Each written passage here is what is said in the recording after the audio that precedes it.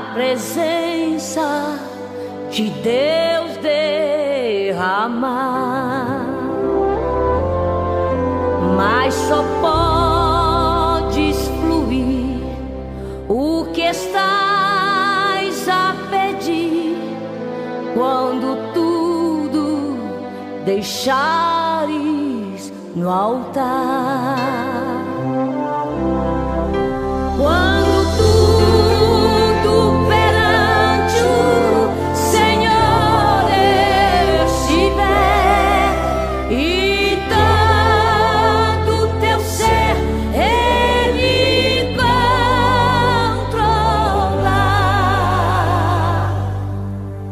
só então hás de ver que o Senhor tem poder quando tudo deixares no altar.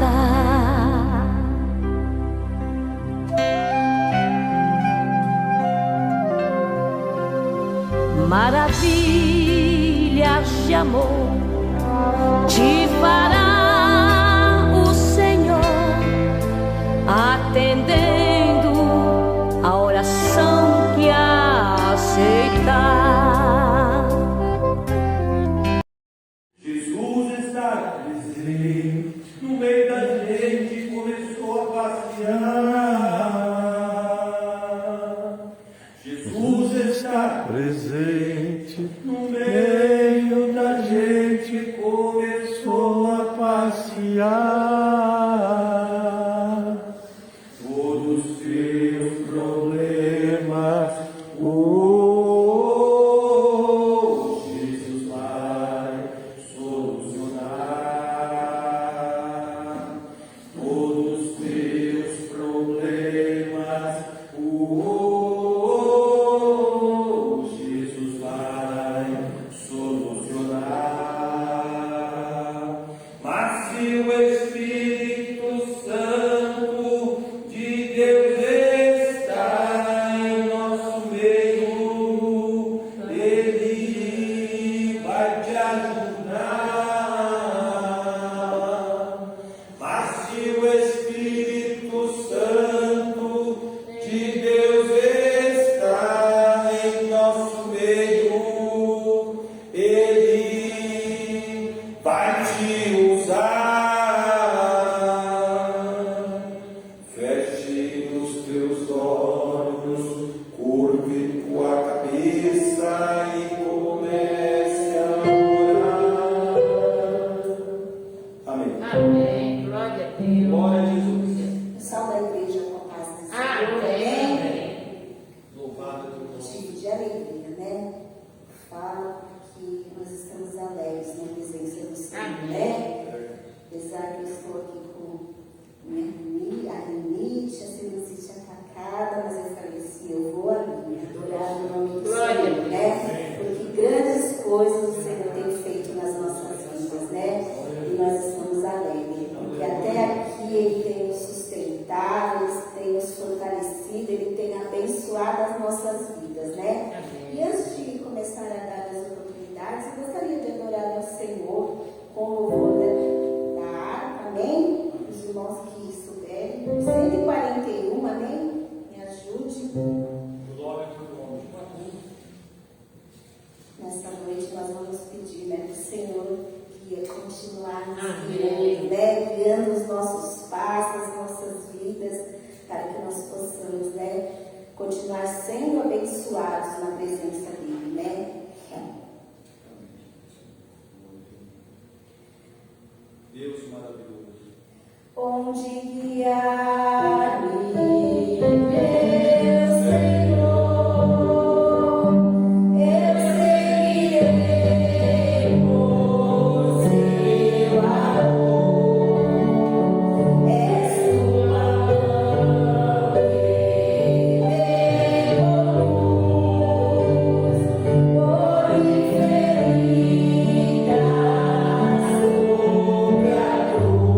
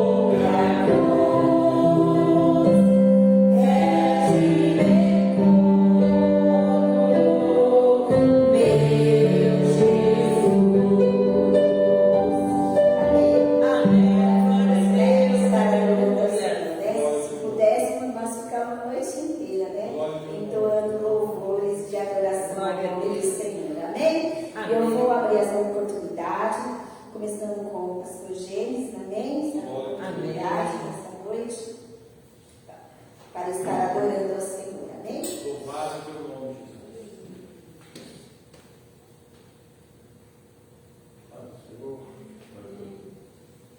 Mas, irmãos, Amém. alegria estarmos na casa do Pai, amém?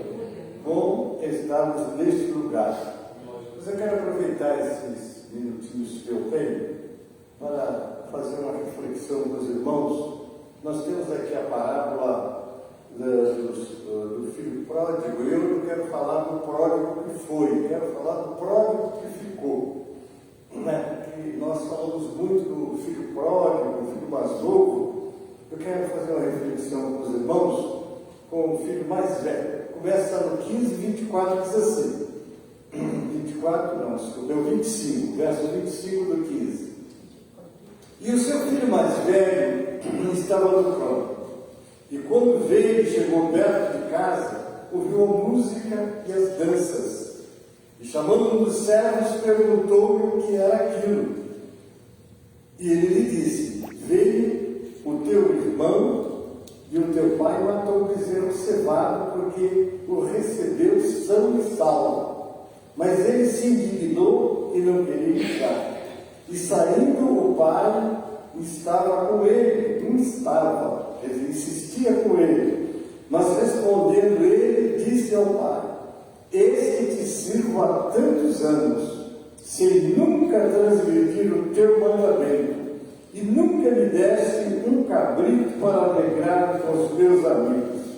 Vindo, porém, este teu filho, que desperdiçou a tua fazenda com as meretrizes, mataste-lhe o bezerro cevado. E ele lhe disse: filho, tu sempre estás comigo, e todas as minhas coisas são tuas. Mas era justo alegrar-nos e folgar-nos, porque este teu irmão estava morto e reviveu, tinha se perdido e achou-se. Eu quero focar o irmão mais velho, porque se nós prestarmos atenção, o pai foi ao encontro do filho mais novo que voltava, que vinha arrependido, que vinha, vamos dizer, com uma experiência de vida que ele teve, não é? Imagine, ele desperdiçou, ele satisfez os seus desejos nocivos, não é? E depois descobriu que tudo aquilo não tinha valor, mas o que tinha valor era a companhia do Pai, ele está na casa do Pai, não é? Então ele tomou uma atitude brilhante, voltar, porque cair, a Bíblia diz assim: cair é do homem, o levantar é de Deus. Agora, ficar prostrado é do diabo.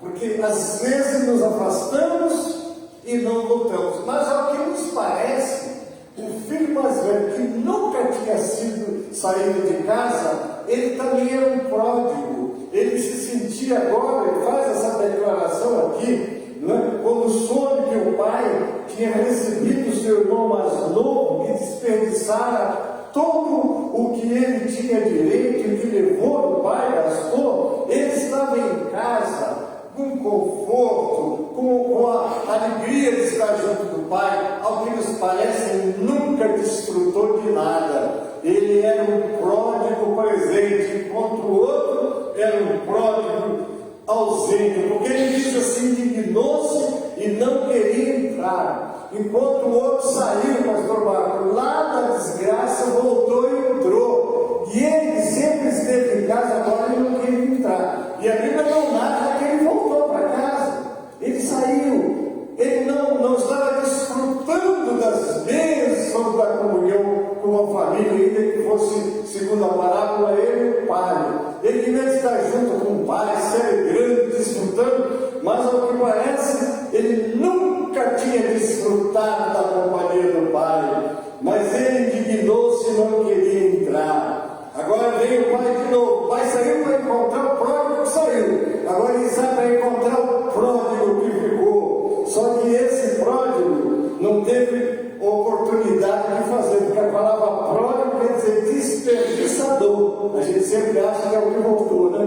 Mas é aquele que desperdiçou. Mas ele não desperdiçou porque ele não tinha.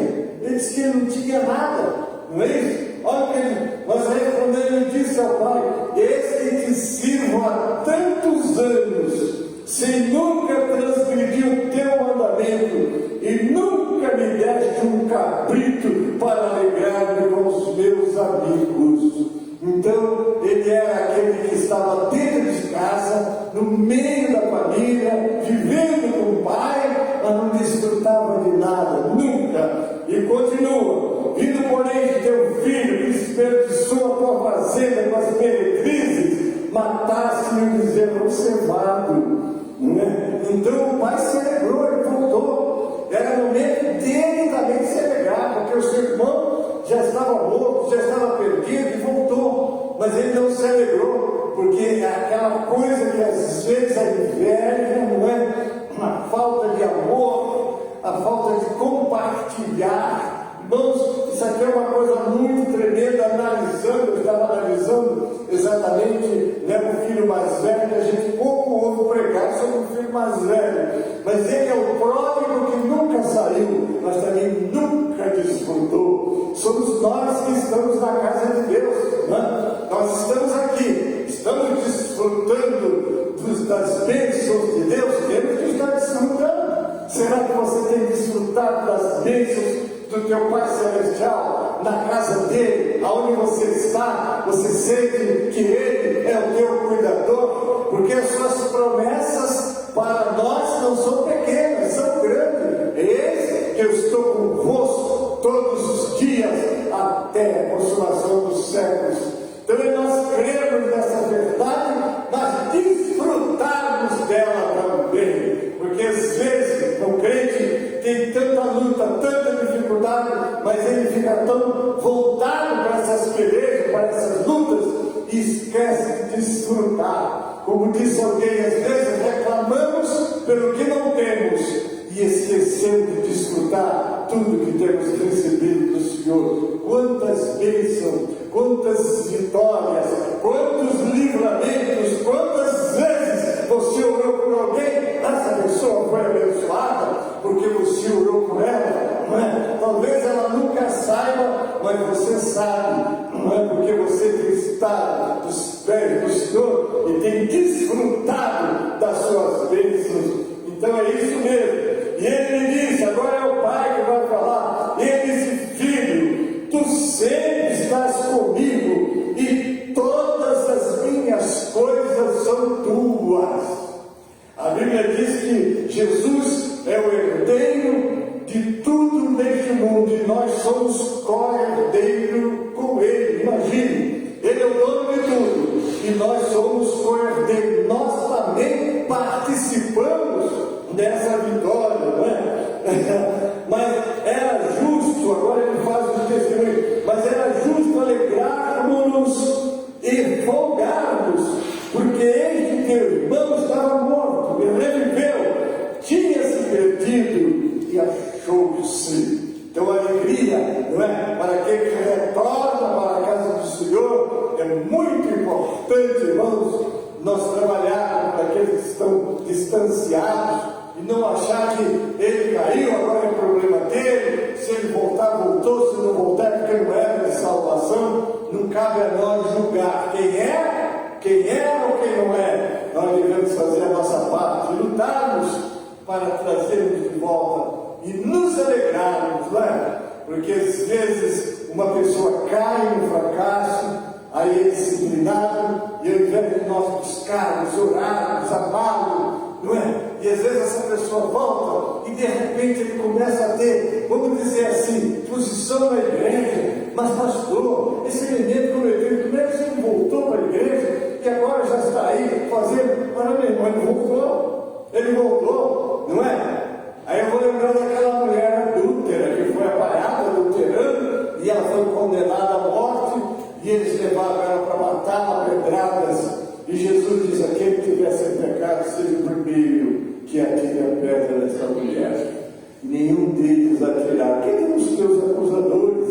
E às vezes nós nos transformamos em acusadores, acusando fulano, não acredito mais em você. Ah, fulano fez isso, toma cuidado com ele, ora por ele, ele está aqui, ele voltou. Vamos festejar o retorno daqueles que voltam, porque esse ele voltou, foi o Senhor que trouxe, não é? E se o Senhor trouxe, é porque tem um projeto da vida dele, e nós devemos receber. Não sermos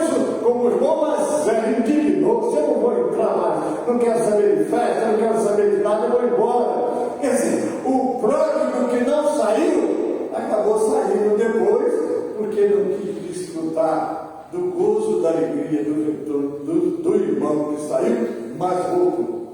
Deus abençoe. Amém. Glória a Deus. Aleluia. Moisés, oportunidade nessa noite de estar adorando o Senhor, amém? Deus maravilhoso.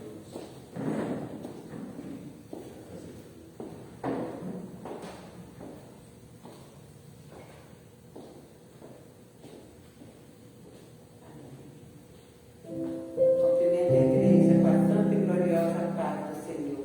Amém. Bom é estar aqui adorando ao Deus Altíssimo, porque só Ele pertence à glória e à honra, né? O Senhor está aqui neste lugar. Quem veio buscar uma bênção vai ser ele que levanta a sua bênção, porque o dono da bênção é Jesus e Ele está presente na casa. Hoje eu vou deixar só para a nossa meditação o Salmo 128, que é o Salmo da família. Glória ao teu nome. Aquele que teme a Deus será abençoado na sua família. Bem-aventurado aquele que teme ao Senhor e anda nos seus caminhos, pois comerá do trabalho das tuas mãos, feliz será e te irá bem. A tua mulher será como a videira frutífera ao lado da tua casa, os teus filhos como planta de oliveira à roda da tua mesa.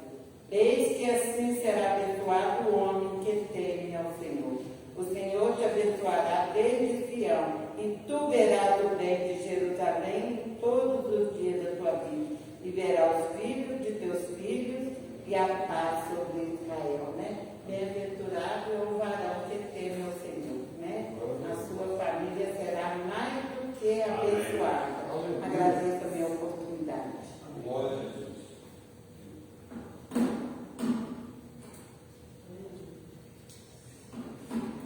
Amém, irmãs, e nós somos esse povo abençoado, né? Que estamos aqui servindo ao Senhor. Irmãos, é Carlos, amém? Logo após, eu já vou estar passando a oportunidade para o pastor Marcos, que ele vai nos trazer a palavra também. Amém.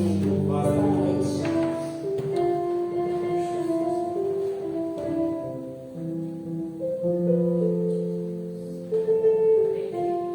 Salve da igreja da Pastora, amém?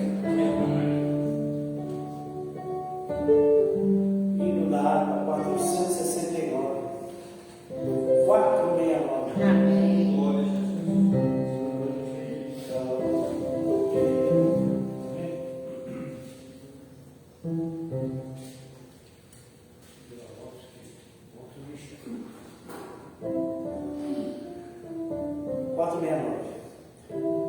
Quando a angelical trombeta deste mundo eu surgir, o meu nome ouvirei Jesus chamar, pois eu creio na promessa em que Deus vai cumprir. Quando ouvir Jesus meu nome proclamar,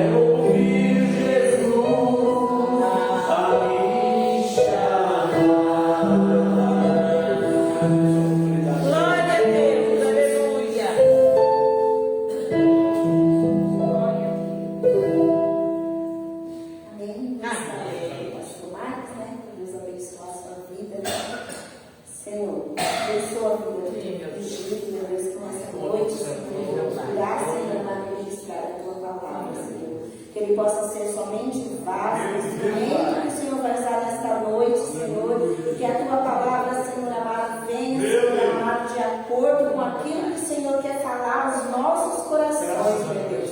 Que seja a tua vontade, Senhor, o teu querer feito, meu Deus amado, que o teu servo, Senhor amado, venha ser abençoado por ti. Usa ele nessa noite para a glória e honra do teu santo nome. Amém. Amém. Mais uma vez eu saúdo os irmãos com paz. Amém. Glória a Jesus. Amados, nós daremos continuidade ao estudo que iniciamos na semana passada.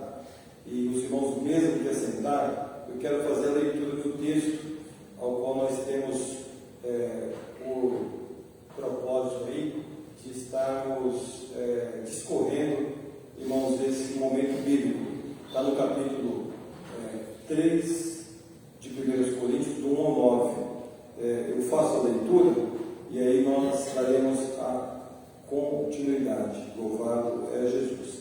Diz assim, irmãos, se pararmos para observar um texto desse que nós vamos fazer a leitura, é muita informação para aquilo que o Senhor permitiu que fosse, diríamos aí, escrito para que chegasse até nós nos dias de hoje.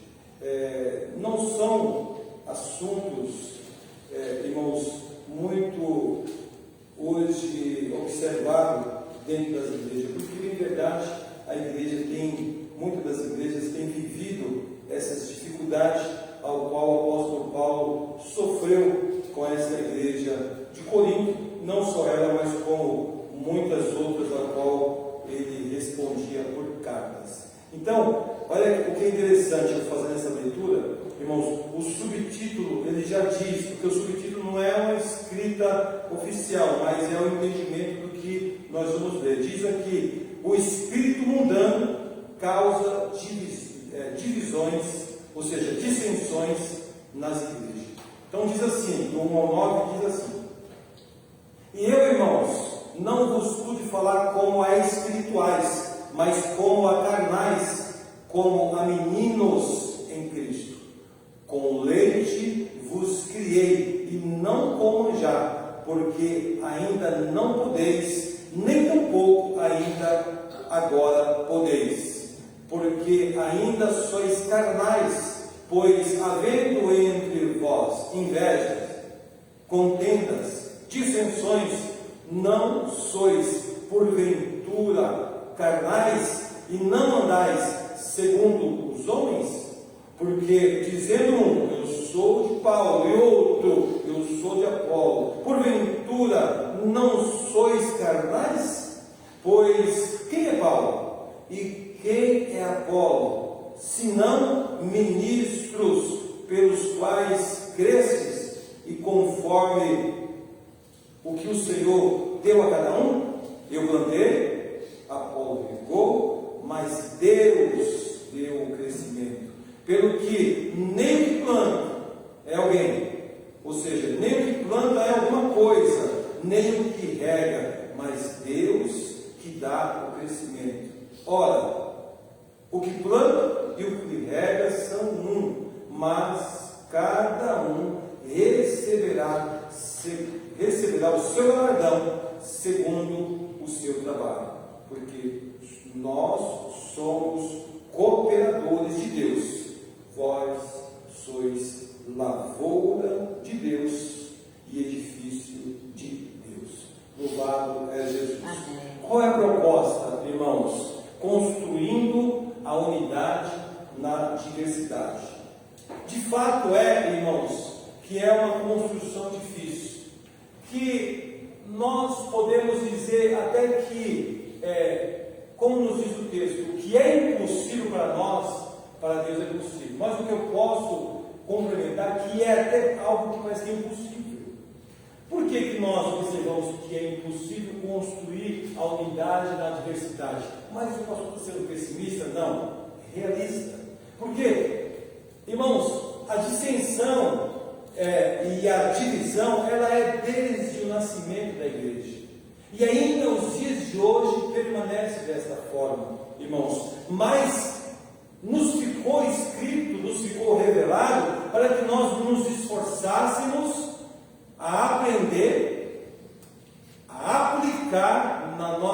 vida, no nosso cotidiano, para não cairmos nos mesmos erros. Mas conseguiremos todos absorver, guardar e aplicar? De forma nenhuma, não vai. Por quê, irmãos? Porque nós sempre teremos os mais fracos e os mais fortes, os carnais e os espirituais, todos vão dar sempre junto. Quem sou eu? Quem é você? Nós temos que ser só de Cristo. Nós temos nem que ser forte, nem fraco, nem carnal, nem espiritual, mas vigiando no Senhor e na sua palavra. Porque quando nós lemos o texto, irmãos, o que nós encontramos na exortação do apóstolo Paulo àquela igreja era justamente isso, que ele não podia dar a eles algo maior, porque eles ainda parece que não tinham nem absorvido ainda o leite materno, não tinha como dar algo mais sólido a eles. Por quê? Porque eles tinham uma visão, irmãos, ainda humana, uma visão carnal. Porque quem tem a visão humana, ele tem uma visão carnal, irmãos. E bem verdade é que quando nós discorremos, irmãos, um texto desse, um estudo desse, nós começamos a identificar o comportamento hoje da igreja. Não só a igreja local, mas a igreja universal. Quem é a igreja universal? É a igreja de Deus, é a igreja na terra aí, e nós vamos ver portas e portas, comportamentos e comportamentos, ações e ações, atitudes e atitudes, e aí nós vamos confrontar com a palavra e vamos falar, meu Deus, repete-se a história ainda. Mas nós temos que, irmãos, buscar sempre se safar das coisas, irmãos, erradas que foram apresentadas na palavra e procurar absorver aquilo que é bom, aquilo que é construtivo para o reino de Deus. E Deus nos deu esse intelecto, Deus nos deu essa graça, Deus nos deu essa capacidade, irmãos. Se formos para o lado espiritual da coisa, nós vamos discernir com facilidade. Se for carnal, irmãos, o comportamento vai ser como o apóstolo aqui descreveu, por conta das ações que existia dentro daquela igreja, irmãos. E aí nós já discorremos algumas coisas aqui. Eu vou para o próximo tópico. Percebe-se que aqui, só observando ali o que está sublinhado, diz assim, o partidarismo era um dos piores problemas da igreja local em Corinto. Ou seja, o partidarismo. E nós falamos isso na última vez que tivemos a oportunidade, irmãos, e é uma coisa que não deveria existir, mas existia, estava ali dentro da igreja. E se vocês observarem, irmãos, o partidarismo existiu desde Adão. Desde Adão se formou lá um partido, um que servia, um dos filhos servia a Deus, e o outro deu lugar à carne, ao ponto do diabo usar e um tirar de todo. Ali já nascia o partidarismo, irmãos. Ali já havia uma divisão. Por quê? Porque onde existe, irmãos, a ação do inimigo, vai existir, irmãos, carnalidade, divisões, dissensões e partidarismo. Então, era um dos problemas que existia naquela igreja. Agora eu digo, irmãos, do que vai valer nós temos o conhecimento da palavra, entender o que o Senhor aqui deixou escrito para nós? Do que vai valer se nós não aplicarmos na nossa vida? Tudo só vai ter valia quando nós aplicamos de uma forma direta nas nossas vidas.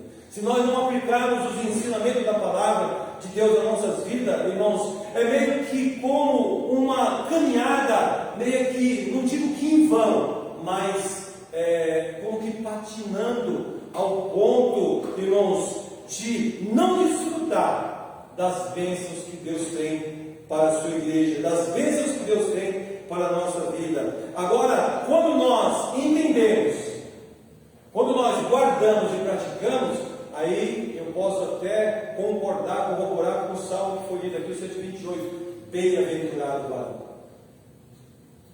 Olha a bem-aventurança do varão, irmãos, que anda segundo a vontade de Deus. A bênção é na vida dele, da esposa, dentro do lar, em toda a família. Ou seja, irmãos, a obediência leva a uma bênção, e é à peregrinação, ao sofrimento, infelizmente. Mas eu quero continuar, que nós paramos aqui, irmãos, e nós vamos conseguir dar uma boa andada nesse contexto, desse estudo, irmãos. Vamos lá. Os coríntios eram um povo grego, ou seja, estava ali, nós conhecemos muito bem, sabemos que geograficamente ali, estava ali próximo, ali na Grécia, né? Era um povo grego, e os gregos adoravam o debate. Pode até ser que, a princípio, os partidos dentro da igreja, o pró-Paulo, o pró-Apolo, o pró-Pedro, o pró-Cristo, tenham surgido de forma inocente, baseada apenas no contraste dos estilos retóricos dos pregadores. Eu leio isso aqui, irmãos, mas eu faço uma consideração, porque é aquele negócio, irmãos, existe dentro da igreja um copiar como que as coisas acontecem lá fora, como que as coisas acontecem no mundo. E aí nós temos aquele dito, né? O pregador ele diz: olha, Deus conseguiu tirar o povo do Egito, mas não tirou o Egito, não consegue tirar o Egito do povo. Ou seja, Deus tirou o povo do Egito, mas tirar o Egito de dentro do povo não é responsabilidade de Deus, é nossa, de reconhecer o Deus Todo-Poderoso e agora servir a Ele. E aí o Egito, o comportamento mundano, não tem mais efeito nenhum dentro das nossas vidas. Então, diríamos que mais ou menos isso que é dito aqui, nem tanto porque é bem verdade, irmãos, o que predominava mais era a carnalidade na vida daqueles que ali estavam. E aí, irmãos, olhando dentro do texto, o apóstolo Paulo ele dá uma exortação, e ele fala aqui, ó, o versículo pode dizer assim, ó, porque dizendo eu sou de Paulo, e outro, eu sou de Apolo, porventura não sou carnais? Então, o que ele está aqui indo contra? Indo contra ao partido, ao partidarismo, às facções. Então, mas se você falar para mim que você é desse grupo e você é desse, vocês são tudo carnais, vocês não entenderam de que vocês são um só, é um único corpo. Então, irmãos, é uma situação terrível ao qual nós observamos aqui dentro dessa igreja, que é a igreja de Corinto, irmãos, e essa igreja, ela não se desfez ainda, ela está em evidência, ela ainda hoje, ela tem as suas ações. Se nós pararmos para observar, irmãos, claro que nós vamos perceber aí que tem igrejas que cresceram também por causa disso. Porque se você pegar algumas igrejas aí, houve facções dentro da igreja, partidarismo, onde alguém que não concordava com o seu pastor saiu e ele formou a sua igreja e assim sucessivamente, e expandiu a igreja aí. De fato, bom, mas se ficar com aquela visão partidária, aonde ele formar uma igreja, aonde ele tiver ali um grupo que ele vai arrebanhar, irmãos, certamente também vai ter consequências negativas, né? Mas vamos lá, porque o que o líder, aqui está apontando homens, líderes, né? Paulo, Cefas, Apolo, líderes, e o líder que tem que combater essas coisas. O líder, ele tem que ser totalmente, irmãos, imparcial. Eu ouvi certa feita um repórter dando uma palavra do que é ser imparcial. E aí ele, num esclarecimento, pastor, falando do que é imparcial, ele falou assim: não existe imparcialidade, não existe. E aí ele discorreu toda uma orientação. Eu falei: é verdade, não existe. Porque não adianta, todo aquele que é imparcial, ele tem as suas particularidades, as suas parcialidades. Então não existe, mas nós temos que pelejar no reino de Deus de ser imparcial. Não podemos, irmãos, concordar com facções, com partidos, de forma alguma. E isso quem está nos instruindo a fazer, a não concordar e a combater, é a palavra. É o que esse homem sofreu e é o que nós temos que combater. Cabe a liderança da igreja. Mas vamos lá, o problema é que a avaliação deles era segundo os critérios do mundo. da igreja, segundo os critérios mundanos, conduz a contendas e divisões. Assim como Paulo, temos que rejeitar que a igreja se baseie em sua própria popularidade, dons e talentos. Então, irmãos, eu estava meditando nesse escrito e no contexto, irmãos, um dos maiores problemas que existia com essa igreja e que existia ao longo do tempo e que existe ainda hoje, irmãos, é a reclamação, é a murmuração, irmãos. Porque quando formam-se partidos dentro da igreja, existe a murmuração. Porque se alguém falar que é de Paulo, ele vai questionar os de Apolo. Se alguém falar que é de Apolo, vai questionar os de Cefas, e assim sucessivamente. Mas como isso? Como tratar disso dentro da igreja? Com partidos. E aí vai ter reclamação, vai haver a murmuração. E a divisão, irmãos, não tem como, não subsiste a vontade de Deus. O próprio Jesus falou que aonde houvesse ali divisão, não tem como subsistir a vontade dele. Então, irmãos, a reclamação, a murmuração, pensa em algo que é terrível, irmãos, dentro de uma igreja partidária, com vários partidos, o que traz a degradação desse organismo que é a igreja, é a murmuração. E aí, irmãos, quando nós falamos de murmuração, isso sempre existiu, e não adianta, ele existirá até o dia em que Jesus vier arrebatar a sua igreja. Nós só vamos ver esses problemas de divisão, de reclamação, de murmuração, só quando Jesus vir buscar a sua igreja. Agora, eu tenho que aprender, nós temos que aprender a não ser um dos tais, a um dos tais que pratica tais ações, irmãos. Porque se tem uma coisa que o Senhor, irmãos, não aceita, ele abomina, é a murmuração. Dentro desse contexto, eu queria observar com os irmãos aqui, rapidamente, nós voltarmos, irmãos, que isso daqui dá um estudo grande também. Olha o que diz, irmãos, capítulo 14 de Números, e o versículo 22. Aqui nos mostra, irmãos, que a derrota, o sofrimento do povo de Israel, de não entrar na Canaã celestial, foi justamente por causa da murmuração. A murmuração deles trouxe a ira de Deus, e eles não entraram. Eles perderam todas as bênçãos que Deus tinha para eles por conta da murmuração, por conta da reclamação. Olha o que diz aí, 14 de Números, capítulo 14, versículo 22 e 23. Olha que interessante. Todos os homens que viram a minha glória e os meus sinais que fiz no Egito e no deserto, e me tentaram estas 10 vezes e não obedeceram a minha voz, o 23, não verão a terra em que a seus pais jurei, e até nenhum daqueles que me provocaram haverá. Só o 24. Porém, o meu servo Caleb, porquanto nele houve um outro espírito, e perseverou em seguir-me, eu o levarei à terra em que entrou, e a sua semente a possuirá em herança. Olha que interessante, irmãos.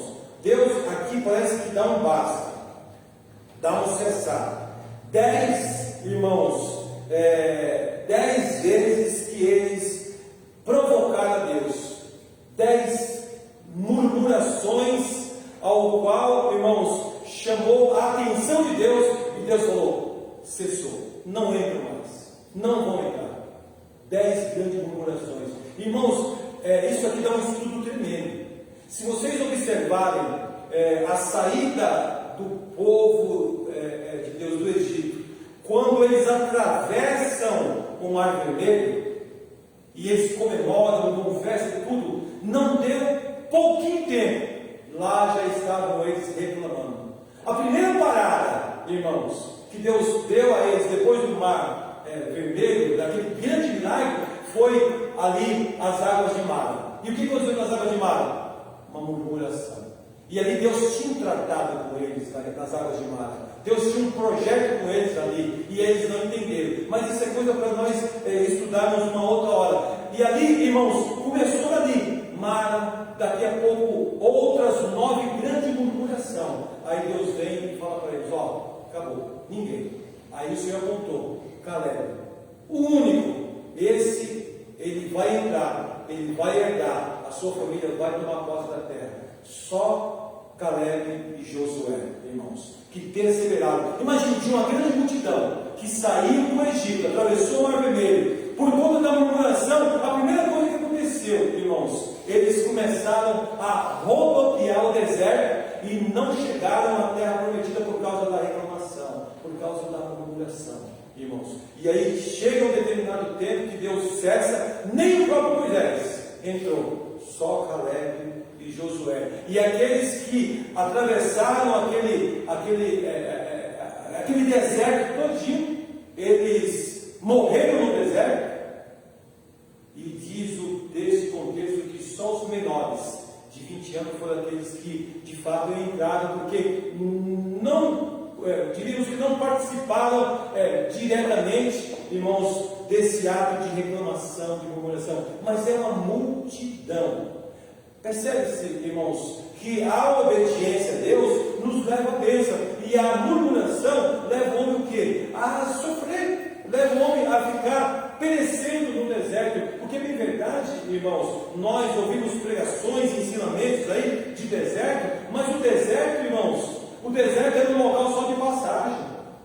Porque quando o Senhor falou para Moisés: ó, vai lá e fala para Faraó, ele liberar o meu povo, porque eu quero fazer uma comemoração com eles no deserto. Eles têm uma oferta, uma festa para mim no deserto. Então era para comemorar, não era nada mais que isso. Comemorava e com poucos dias entrava na terra prometida. Mas em vez deles ir lá prestar uma festa a Deus, comemorar ao grande milagre de Deus na vida deles, eles começaram a reclamar, a lembrar do Egito. E o que aconteceu? Não entraram. Irmãos, quando nós trazemos isso para os dias de hoje, e nós observamos o esfriamento, que parece que a igreja passará por esse esfriamento, porque é o que diz o próprio texto, contexto, e não adianta nós termos outra visão ou outras perspectivas, mas a nossa função é pregar a palavra. Diz que por aumentar a iniquidade, o amor de muitos vai esfriar. Então, quando diz muitos, não é todos. Então, eu estou fora do muitos, irmãos, eu estou fora do todos, ou seja, do muitos, e não vou ser afetado pelo todo, né? Então, o que a gente tem que observar? Por isso que eu disse e repito, nós temos que aprender, observar e aplicar, para que nós não sejamos esses que vão perecer, porque, irmãos, muitos irão perecer. Porque quando nós observamos Deus tratando com o povo de Israel, irmãos, será que o tratamento de Deus seria diferente com nós hoje? Nós estamos na era da graça, o que é pior ainda, o que é muito mais difícil ainda, porque é algo que muitas das vezes o homem ele reclama, ele murmura no espírito, às escondidas. Ali era presencial e havia o que? Diríamos que uma disseminação, irmãos, de reclamação, e quem sofria? Era o líder.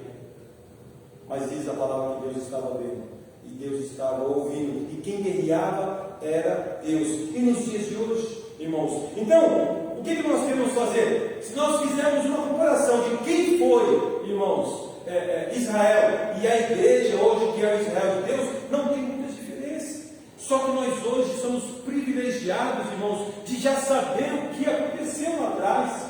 Nós só adentraremos aos erros que esses homens e esse povo entrou se nós quisermos. Quem quiser ficar do lado de fora, vai ser o Caleb, vai ser o Josué.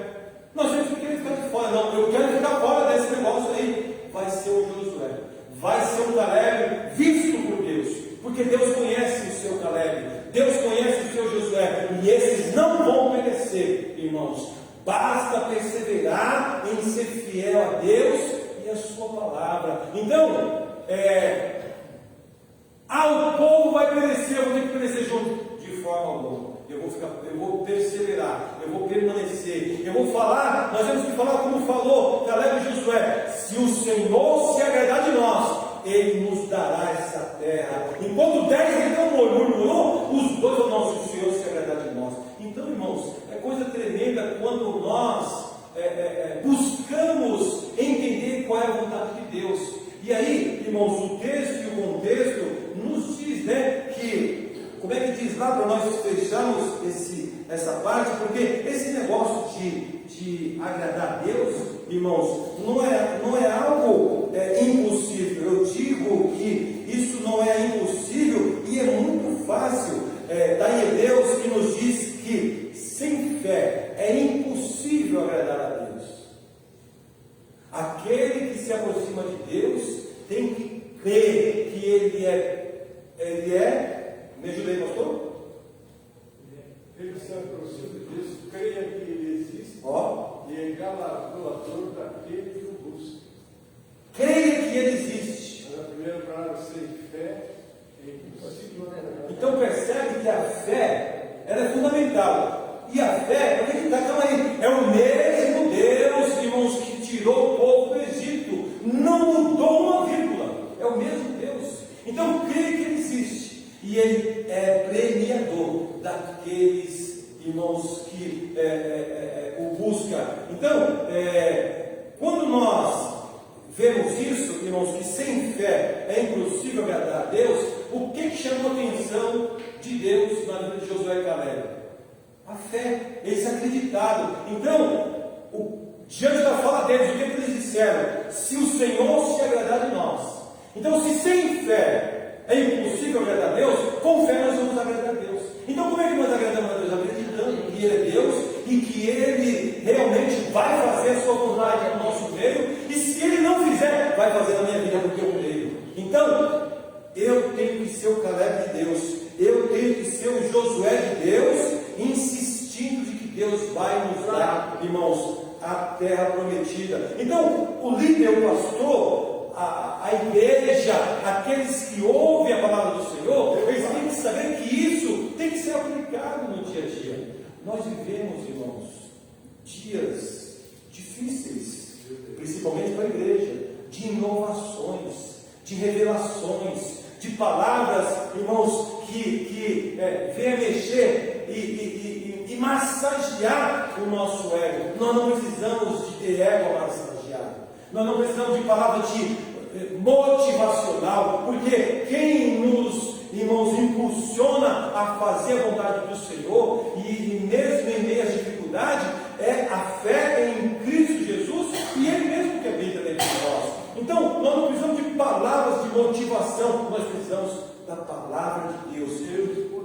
O que nós percebemos hoje, irmãos, é que se não tiver alguma coisa diferente, não é de Deus, eu não gostei. Às vezes, irmãos, o plenário, não vou dizer o nosso plenário, mas o plenário exigente, pensa que a igreja é um restaurante de self-service.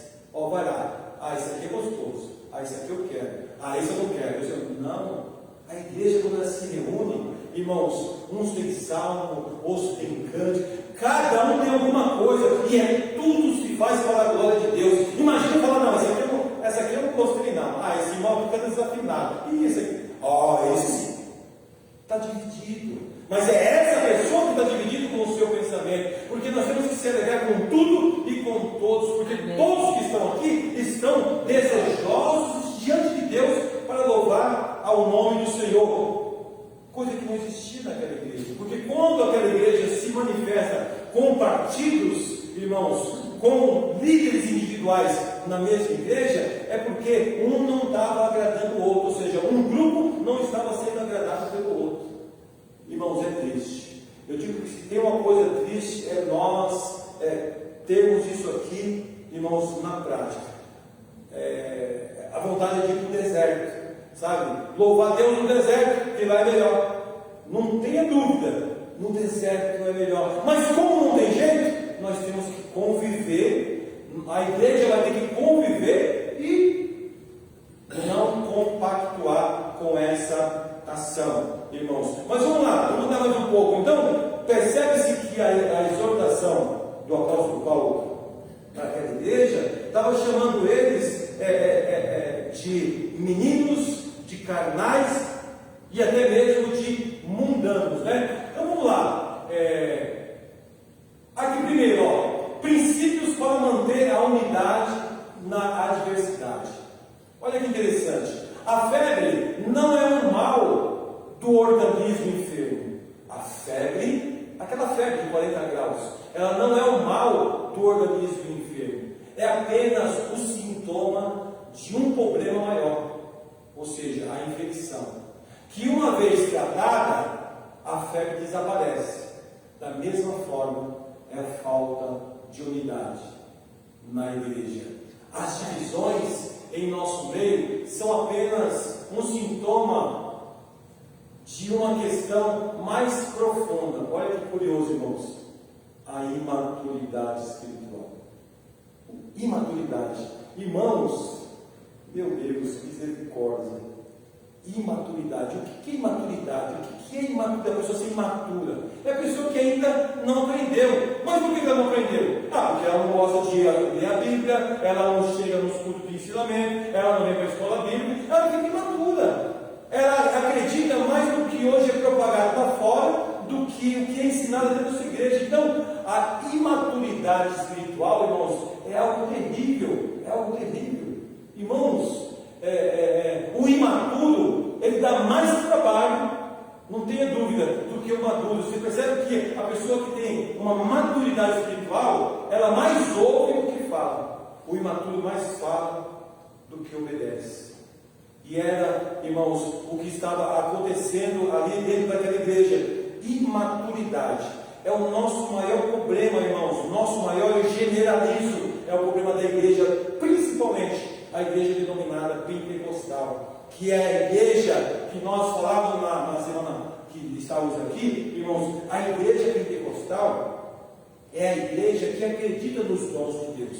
A igreja de Corinto, eu digo para os irmãos, é a igreja que tinha todos os dons. A igreja pentecostal, como denominada, porque ela acredita naquela manifestação no dia de Pentecostes, por isso que ela usa essa nomenclatura, irmãos, é a igreja que tem, irmãos, as dádivas de Deus, ela tem a diversidade do Espírito Santo.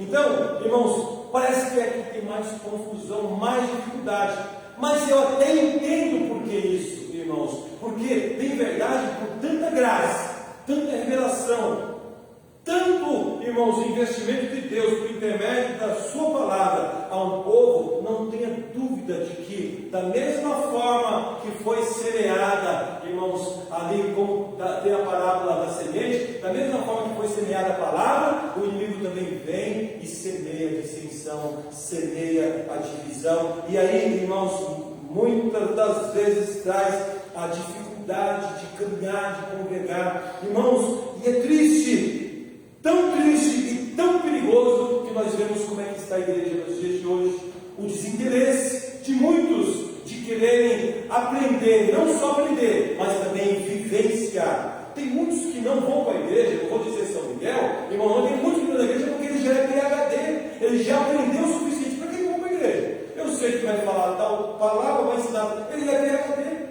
Enquanto os pastores e os irmãos estão aqui, irmãos, querendo receber essa graça, precisamos dessa graça.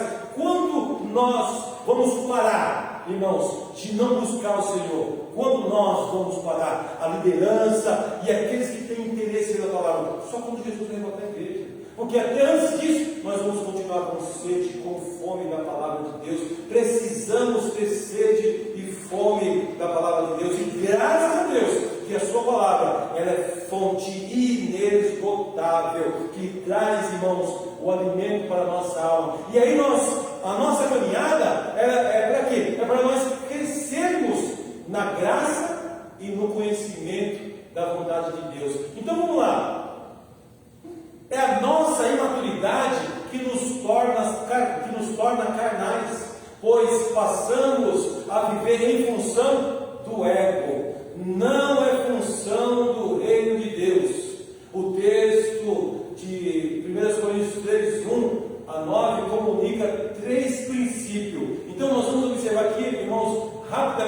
três princípios. O primeiro, a obra é de Deus e não nossa. 2, somos cooperadores uns dos outros. 3, a obra de Deus não depende tão somente do que sou e tenho. Então, se a igreja entender isso que aconteceu naquela igreja de Corinto e trazer isso à prática do dia a dia, certamente ela amadurece, certamente, irmãos, ela evolui, certamente ela cresce, ela se torna madura. Louvado seja Deus por isso. Então, irmãos, como é que nós vamos observar aqui? Olha, dentro do texto que nós vemos, primeiro, a obra de Deus não é nossa, a obra não é minha, a obra não é de nenhum de nós aqui, a obra não é do pastor. Toda a obra que é realizada na igreja e fora da igreja, ela é de Deus. No reino de Deus não há menor nem maior, somos todos cooperadores de um único Deus que não faz acepção de pessoas. Ou seja, do menor ao maior, ele coloca, ele levanta, ele exalta quem ele quiser. E Deus, irmãos, ele sempre trabalhou assim. Deus nunca trabalhou diferente. Se nós formos ao texto e contexto da Bíblia de Gênesis e Apocalipse, nós vamos ver sempre Deus confundindo os homens. Vai lá na casa de Jessé, tinha lá os melhores, aparentemente, mas Deus aprova Deus em buscar o menor. Por que o menor? Porque o menor estava trabalhando. Então, não é pela aparência, mas é pela dedicação, pelo esforço, que Deus sabe que pode usar aquele. Então, irmãos, no reino de Deus não há menor nem maior, porque Deus vê todos como cooperadores, e Ele não faz acepção. Nós, seres humanos, fazemos acepção. Nós olhamos para um e para outro. Deus, Ele olha para todos de uma mesma forma. Somos cooperadores uns dos outros, não concorrentes. No reino de Deus, cada um é recompensado segundo as suas próprias obras realizadas em função do todo, o corpo de Cristo. É aquilo, irmãos. Nós estamos no reino de Deus. Isso aqui, é a igreja de Deus, seja institucional, seja, irmãos, no âmbito, diríamos aí, na sua palavra completa, que é o corpo de Cristo. Tudo que nós fazemos tem que ser, irmãos, para a glória de Deus. E Deus sabe quem faz com interesse, e Deus sabe quem faz por amor, pela obra que Ele realizou na vida dele. Então, nós temos que fazer, irmãos, como cooperadores, porque muitos trabalham por interesse, e nós temos que trabalhar de que forma? Nós temos que trabalhar, irmãos, pelo interesse do crescimento do reino de Deus, porque só, irmãos, faz a obra de tal forma aquele que sabe de onde saiu, de onde foi tirado e aonde Deus o colocou. É interessante que teve uma vez que o Senhor, Ele chamou a atenção de Davi através do profeta. Chama ele aqui, fala para ele, eu tirei lá do lado das malhadas. Ele lembrar de onde que eu tirei. Deus queria que Davi lembrasse de onde ele saiu. E não era a vontade dele que tinha que predominar, e sim do Senhor. Por quê? Porque Davi queria fazer o quê? Davi queria construir, irmãos, o templo. Aí Deus chamou a atenção dele. Não, você vai fazer o que eu quero, não o que você quer. Então lembra de onde eu tirei. Então lembra de onde nós saímos. Nós temos que lembrar de onde nós saímos, irmãos, para nós fazermos a vontade do Senhor e não compactuar de forma alguma, irmãos, com pensamentos humanos, com ideias humanas. Era isso que Paulo estava combatendo dentro daquela igreja. 3, e termino. A obra de Deus não depende tão somente do que sou e tenho. Então, a obra de Deus, irmãos, ela não depende de quem eu sou ou do que eu tenho. Depende essencialmente de Deus.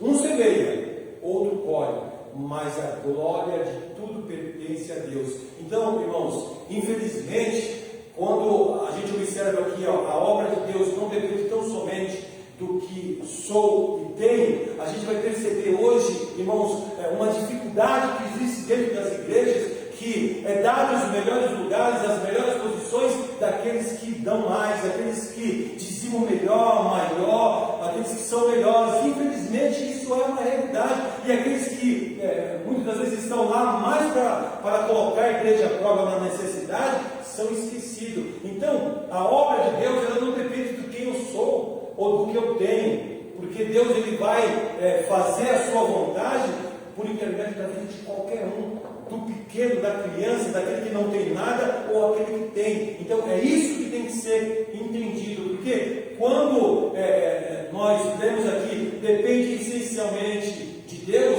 então um semeia, o outro colhe, mas a glória de tudo pertence a Deus. Então foi o que o apóstolo Paulo falou aqui, aquela igreja. Ele falou: olha, pelo que nem o que planta é alguma coisa, nem o que rega, mas Deus que dá o crescimento. Porque às vezes você vê o homem, a mulher se vangloriando, que evangelizou, que fez, que aconteceu. Fez nada. Se não for o Senhor para dar primeiramente fôlego de vida, não tinha se disposto a ir lá. Ou seja, nós temos que devotar tudo a Deus. Porque eu costumo dizer, irmãos, pastor Jesus, eu costumo dizer, e aí eu sou meio ousado, me permita, me perdoa o meu pensamento, eu costumo dizer que nós vamos ganhar uma alma. Mas a Bíblia fala que quem tem alma sabe mas eu costumo dizer que nós vamos ganhar uma alma. Nós não vamos ganhar. Pastor, mas está errado esse pensamento. Por quê?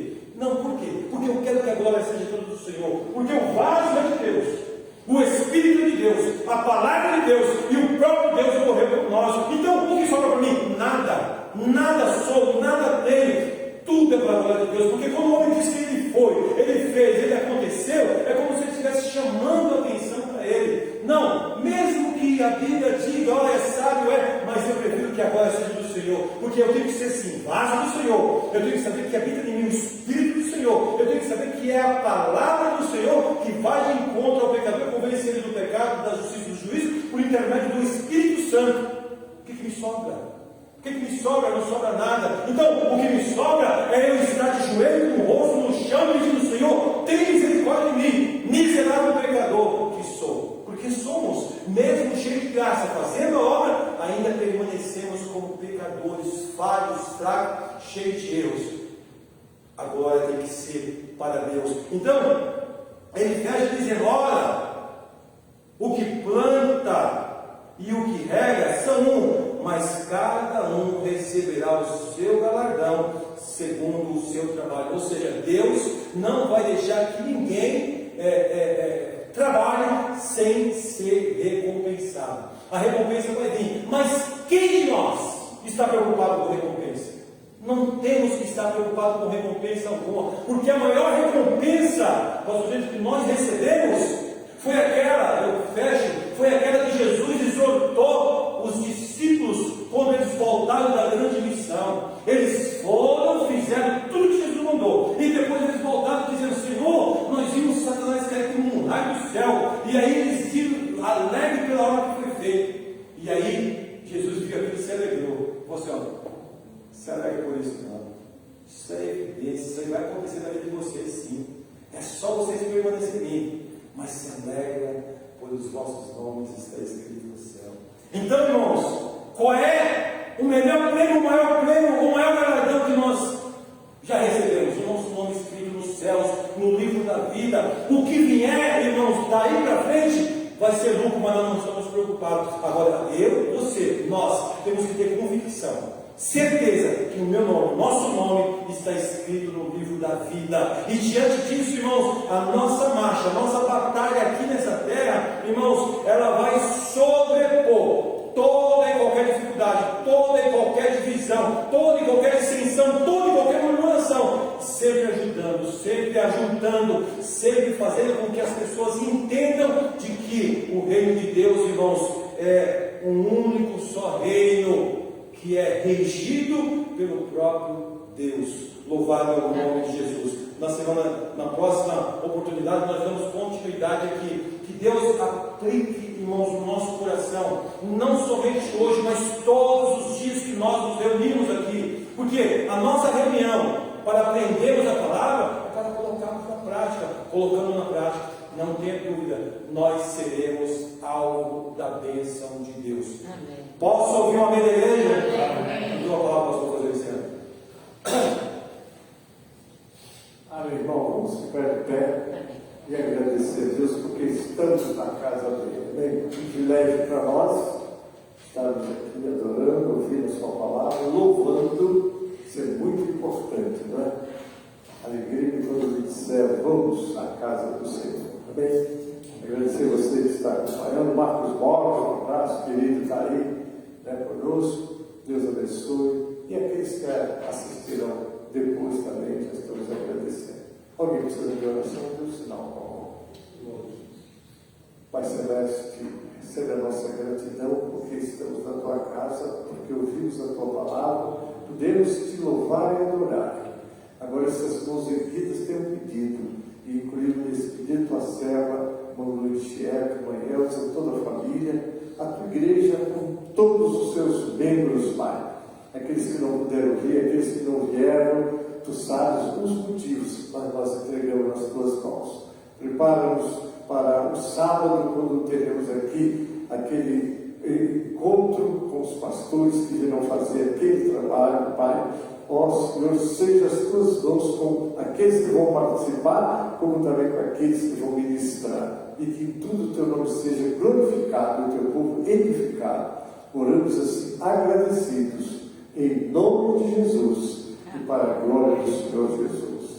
A graça do Senhor Jesus, o amor de Deus nosso Pai, a comunhão e as consolações do Espírito Santo seja conosco, amados, e com todo o povo de Deus que está na terra. Aquele que acredita, diga amém. Está encerrado, em nome de Jesus. Você fez? Vamos lá. Às vezes vai ter que eu levar para você, né?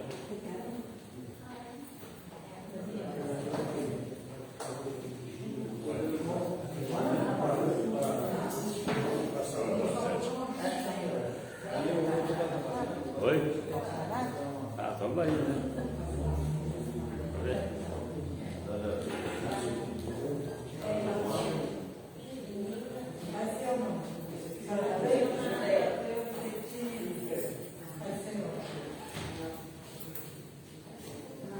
Oi, pelo amor de Deus. Então, conseguiram, né? Ficou bom, ficou bom. Estou lá.